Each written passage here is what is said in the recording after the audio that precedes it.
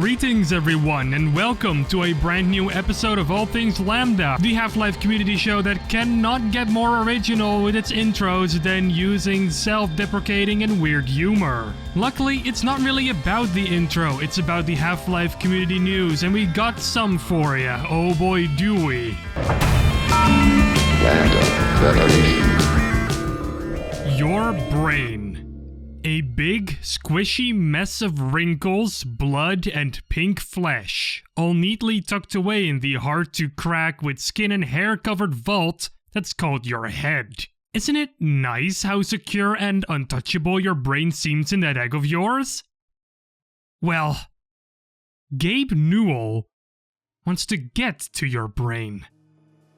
And he wants to compute with it.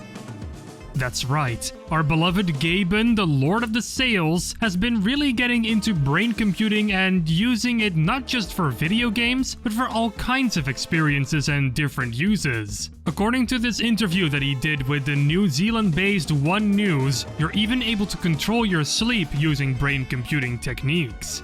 Gabe describing it as it being as easy as using an app on your phone to decide how many hours you want to sleep, and exactly how your sleep is gonna go down. Gabe also talks about a whole bunch of other use cases for brain computing, like being able to remove unwanted emotions from your brain. Okay, I'm going to stop here. This stuff is getting a bit creepy for me. Hey, am I the only one who's creeped out by this? I mean, he literally referred to arms and legs as meat peripherals. No, I'm still alone in this room, nobody can hear me. Don't get me wrong, I'm a huge fan of science fiction and I'm definitely interested in where this is going, but peripherals made by large corporations that can alter my brain and ultimately who I am and how I act just does not at all sit right with me. Maybe it's my lack of understanding? I don't know, but I want my brain to stay untouched in my collagen calcium phosphate dome. Thank you very much. If you want to see this video and read the article by One News, then check the link in the description below.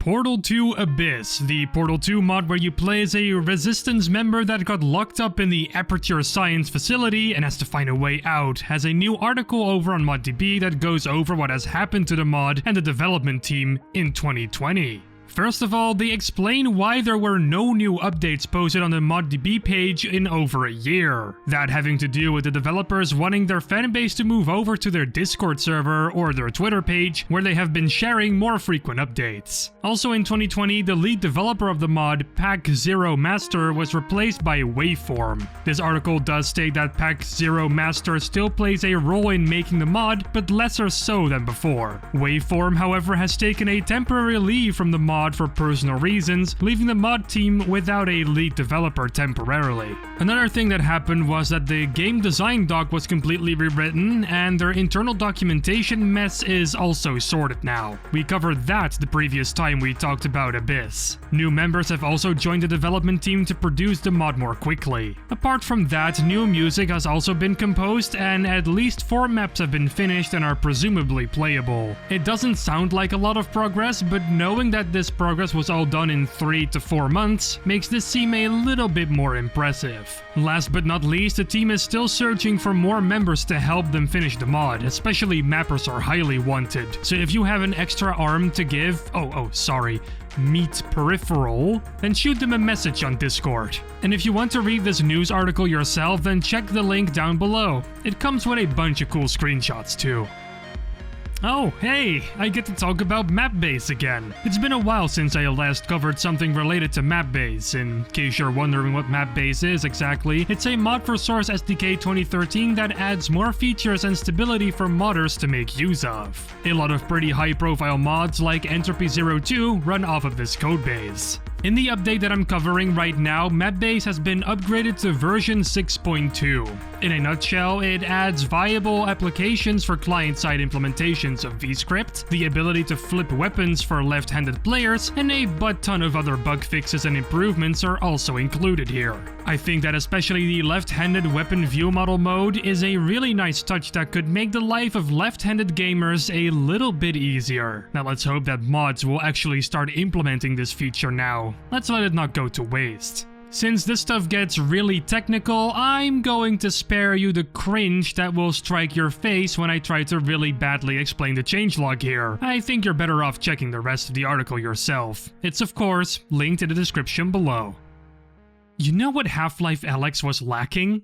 Horses. But luckily the Steam Workshop exists, and luckily someone has ported the Combine horse model that Sterling FM made a while back to Source 2 so that it can be used in-game. The porting work here has been done by Kamigotsi with some help from G-Man on Discord and Tony Bobita Boni. It's complete with body groups, jiggle physics, and the terrifying metal excuse for a head that we all know and have nightmares about. Even the Combine horsemen are here too. They are just reskins of regular Combine soldiers, and I think they're quite well done here. So if you're a Source 2 mapper, now even you can put a horse in your map to terrify players in VR. Seriously though, I think this model can be used for quite a lot of cool stuff if it's used properly, so I'll be looking forward to seeing it around. If you want to download this mod, then check the description below.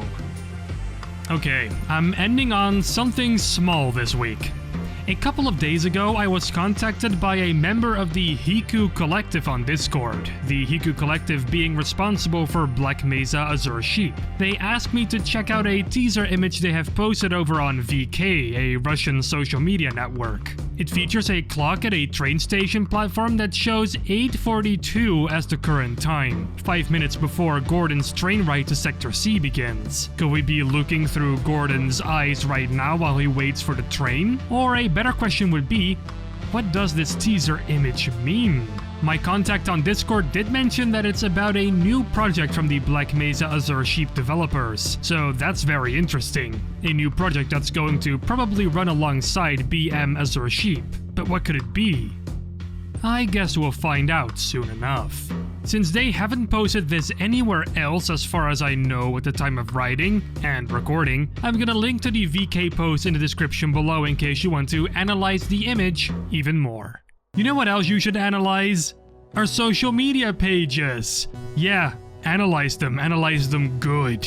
Everything should be linked down below, from our Twitter to our Facebook to even our Discord server. And if it's not down there, well, that's another cold shower for me. My own social media links are down there as well, so if you want to watch my videos, or even if you just want to, see my tweets, then you can. Just click on those links. And with all that being said, I'm going to end episode 127 of All Things Lambda.